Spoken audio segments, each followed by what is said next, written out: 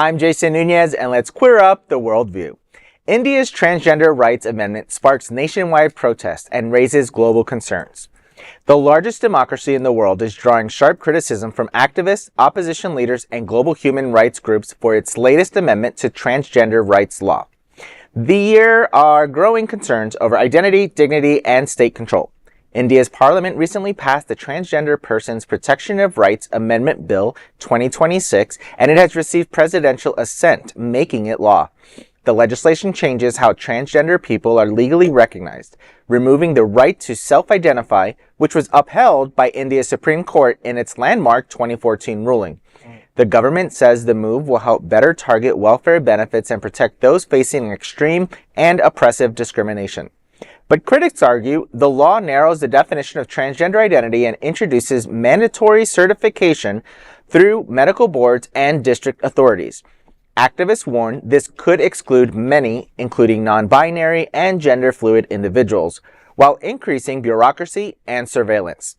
Trans activists and the first transgender person from the Asia-Pacific region to address the UN General Assembly, Laxmi Narayan Tripathi, has challenged the constitutional validity of the act for disregarding trans identity as a, quote, authentic human identity freely chosen, end quote.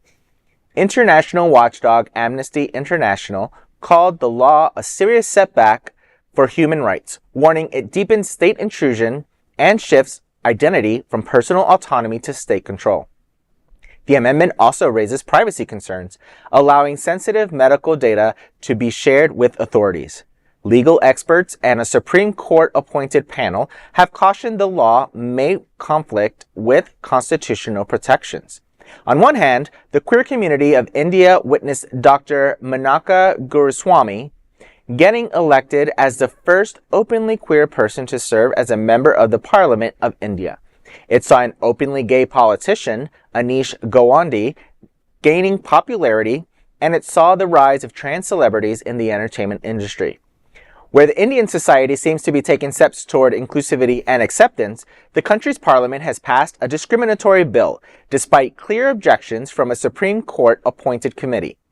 The nation appears to be taking 2 steps forward and 1 step back.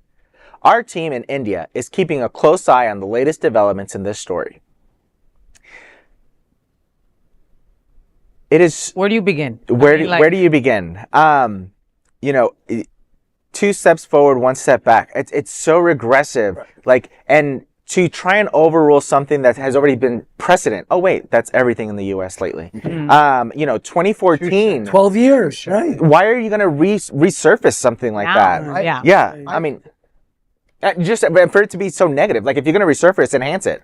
Don't try to override it. Narendra Modi, the leader of India, is very much a right-winger, very much in the vein of Donald Trump. And in order for these countries, these foreign countries, to do business with the United States, I believe it was the State Department put out directives that said that you have to come more in line with the way that we view things. You got to kiss the ring, basically, so you can. This might be their way of currying favor with the United States. That sounds about right. And it's awful because it does increase surveillance. It does, create more barriers and hurdles. They have a whole caste system there. There's going to be people that are at the lower end of the caste system that might not be able to access certain gender affirming doctors that will certify their gender for them. So it's a terrible situation that they're in. Well, and I think a couple months ago or a couple years ago, Greg, you tell me if I'm wrong, we were telling a story about positivity about over there in India and that they were, they were laying the way. And I was like, wow, look at us so behind, right? And then in a moment's notice, that could be taken away. Well, just because you got to kiss the ring and be part of the Trump crew. Yeah. 2 steps forward, 1 step back. And yet it's another place where trans safe spaces are disappearing. It's where do you go? Where will you go? But you want to erase trans folks. They're not going to go anywhere. They are still trans. They are still who they are. Right. No matter what. Again, the boldest and most courageous people you will ever meet, that's not going to stop them from being who they are. And it don't matter what country they're in. That's just something that burns inside them. I will be who I am and you will not stop me.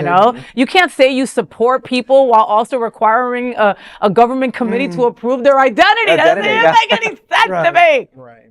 medical board. They're just going to live in shittier conditions, you know, in their country. They're going to still be who they are. They're just not going to have any of the legal protections that they once somewhat enjoyed. So it's terrible. Wow. Well, like Rosie said the other night, you know, when she had the Trans Visibility, she was talking about they can erase us, they can kill us all, but guess what? We will come back. That's right. Because it's part of nature. It's part of, you know, life. It's part of the evolution of humanity, right? So. Wow. Well, there is no other queer nonprofit media platform like this in the entire world. Support our LGBTQ stories by sharing them and subscribing to Queer News Tonight.